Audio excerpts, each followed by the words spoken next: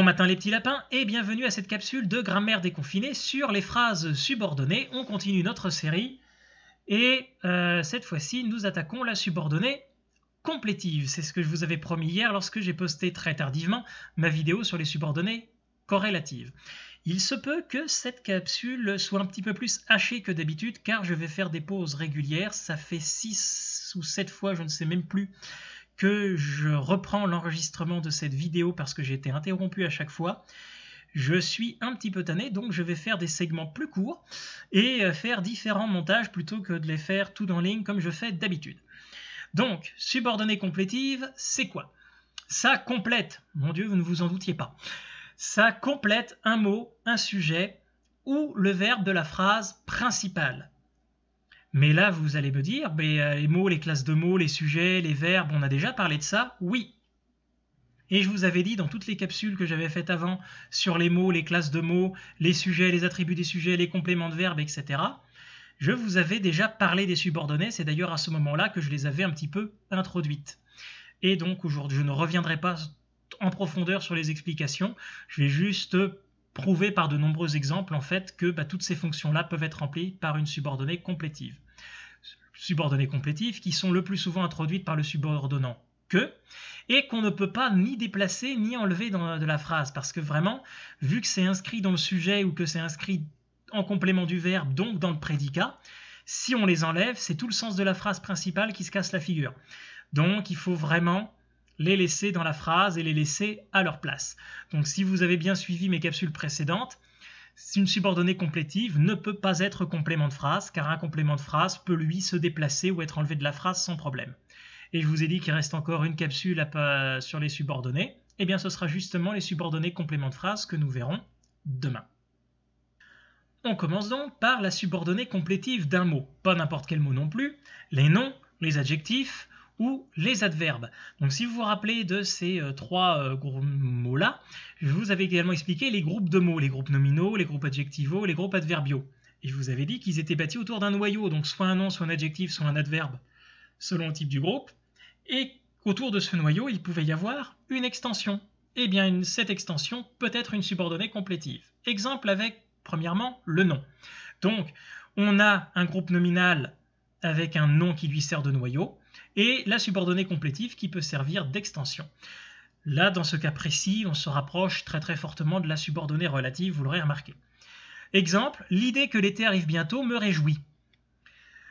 L'idée que l'été arrive bientôt, tout cela est un seul et même groupe nominal. C'est, voilà, avec le noyau idée, qui est complété par que l'été arrive bientôt. Que l'été arrive bientôt ajoute un complément d'information relativement indispensable au nom idée. Adjectif, même affaire, c'est bâti autour d'un adjectif. L'exemple, je suis content que tu sois venu. On a l'adjectif content et son extension, que tu sois venu, ça forme un groupe adjectival qui se tient. Et qui est donc complément d'ailleurs de je suis quoi, content que tu sois venu. C'est ça, donc attribut du sujet je. Complément de l'adverbe. Donc là, ça c'est en rapport évidemment avec un adverbe qui est le noyau du groupe adverbial et son extension qui est une subordonnée. Donc contrairement à ce que tu avais prédit, ça s'est bien passé. On a, contrairement à l'adverbe noyau, à ce que tu avais prédit qui est son extension subordonnée complétive. Ça s'utilise relativement rarement, vous me direz.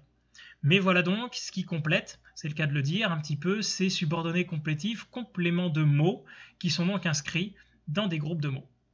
Passons maintenant à la subordonnée complétive de verbe. Et bien là, c'est tout simplement complément direct, complément indirect ou complément de verbe impersonnel. Donc là, on est vraiment au cœur du prédicat. On se rappelle que le prédicat, c'est le verbe qui est le noyau du groupe verbal et l'extension du groupe verbal qu'on ne peut pas enlever de la phrase, sinon la phrase n'a pas de sens. Donc on retrouve toujours notre subordonnant que, et qui, vous allez comprendre dans les exemples, vraiment, là, pour le mot phrase enchâssante prend tout son sens, c'est qu'on a le début du sujet puis le verbe qui font partie de la phrase principale, mais tout de suite, on tombe dans la subordonnée qui est vraiment collée, puis les deux, on peut pas les enlever, sinon la phrase n'a plus aucun sens. Donc on est sur des compléments directs ou des compléments indirects. Donc pour identifier correctement une subordonnée complétive, on peut remplacer, en fait, ça répond à la question cela, si c'est un complément direct, ou à, de, avec la petite préposition cela, dans le cas d'un complément indirect, après le verbe. Donc par exemple, je me suis rappelé que tu m'avais dit de me méfier. Je me suis rappelé quoi? Je me suis rappelé que tu m'avais dit de me méfier. Je me suis rappelé cela. Donc on est bien sur une subordonnée complétive qui a fonction de complément direct du verbe rappeler. Si je prends un exemple avec la quatrième phrase, avec un complément indirect, le gardien a veillé à ce que toutes les issues soient fermées. Le gardien a veillé à quoi? À ce que toutes les issues soient fermées. Le gardien a veillé à cela. On répond bien à la question à qui, à quoi. Donc on est bien sur un complément indirect, et comme c'est à de cela, on est bien sur une subordonnée complétive. Il faut que tu saches compter, pareil, complément direct, il faut quoi que tu saches compter. Falloir est un verbe impersonnel. Les verbes impersonnels ne peuvent pas se conjuguer autrement qu'à la troisième personne du singulier. C'était juste un petit rappel, mais on est vraiment sur la même construction. Et donc c'est vraiment le complément direct ou indirect du verbe principal de la phrase. Donc c'est membre à part entière du prédicat, on ne peut pas les enlever. C'est vraiment ça qu'il faut retenir sur les subordonnées complétives de verbes. Avec un petit détail, je vous ai dit que c'est souvent le subordonnant que, sauf quelques petites exceptions. Des fois, la subordonnée va légèrement changer le sens de la phrase en lui donnant un sens soit exclamatif, soit interrogatif. Donc exemple, tu vois bien comme je t'aime. Comme je t'aime, là vraiment ça gagne en intensité, on se rend sur une phrase exclamative, donc c'est une subordonnée complétive de verbe, mais exclamative. Donc voilà, ça donne un peu le sens, et c'est encore plus visible dans interrogative. Je ne sais pas où il est, il n'y a pas de point d'interrogation, mais malgré tout, ça complète le verbe, et on pose une question. Je ne sais pas où il est, je le cherche, où est-il ? Et alors là, c'est les exceptions qui permettent de changer le subordonnant. C'est pas seulement le mot que, on a comme, on a où, on en a d'autres. Mais c'est les deux seules exceptions au subordonnant que. Passons enfin à la subordonnée complétive attribut du sujet. Je rappelle que l'attribut du sujet, c'est le complément du prédicat, mais ça ne complète pas le verbe dans le sens que ça n'ajoute pas une information sur l'action dite ou annoncée par le verbe ou l'action de la phrase. Ça ajoute une information au sujet. Ça apporte une précision sur le sujet, c'est pour ça qu'on dit qu'il est attribué au sujet, et donc ça suit un verbe attributif qui sont, pour résumer, les verbes d'état, être, rester, demeurer, etc., etc. Donc exactement comme les compléments directs et indirects dont je parlais juste avant, ça fait vraiment partie du prédicat, c'est l'extension du groupe verbe, on ne peut pas l'enlever de la phrase, et c'est introduite par le subordonnant que. Exactement pareil, sauf que ça ajoute une information sur le sujet. Exemple, le problème principal reste qu'il n'y a pas assez de matériel. Rester est un verbe d'état, un verbe attributif. Qu'il n'y a pas assez de matériel. Qu'il n'y a pas assez de matériel, c'est pas une action, c'est juste, ça explique ce que c'est que le problème principal étant le sujet de la phrase. Le fait est que je ne l'ai jamais vu, même affaire, que je ne l'ai jamais vu, on est bel et bien sur une subordonnée complétive, qui complète, qui explique ce que c'est que ce fait. Être étant un verbe d'état. C'est pas plus compliqué que ça. Et je termine avec deux subordonnées complétives un petit peu particulières que je ne vais pas trop approfondir parce qu'elles sont quand même relativement rares. Une subordonnée complétive peut des fois être le sujet de la phrase, complètement.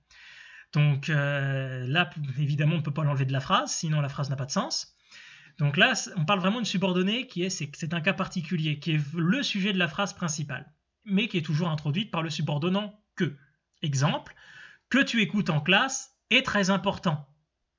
C'est le fait que tu écoutes en classe, c'est devoir écouter en classe, tout ça c'est le sujet, c'est cette action-là qui est le sujet. C'est juste pour ça. Et finalement, subordonnée complétive, complément d'un présentatif. Là, j'avais, si vous vous rappelez, des phrases déclaratives, je vous avais expliqué un petit peu les phrases présentatives, qui sortent des fois un petit peu de la règle sujet-prédicat.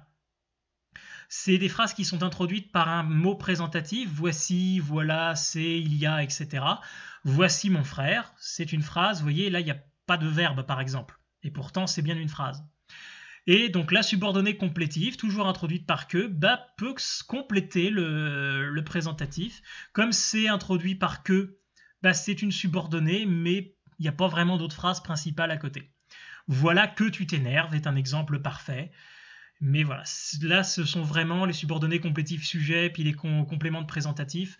On est vraiment sur 2 cas particuliers, mais tant qu'à faire le tour des subordonnés, je tenais un petit peu à en parler. Et voilà donc ce qui conclut notre vidéo sur la subordonnée complétive. Il en reste une dont je vous parlais, c'est la subordonnée complément de phrase. Je vous vends un peu le punch, hein. C'est une subordonnée qui a un rôle de complément de phrase, c'est-à-dire qu'on peut enlever ou déplacer sans aucun problème de la phrase et qui donne une indication de temps, de lieu, de cause, de manière, etc. Donc beaucoup de détails, pas de détails, mais beaucoup de cas différents, mais pour une chose qui est finalement très simple, donc la vidéo de demain devrait être relativement courte. Sur ce, je vous souhaite de bien vous porter. Le déconfinement commence timidement, le printemps arrive après cette dernière bordée d'hiver qui nous est tombée dessus, mais on y croit et ça va bien aller.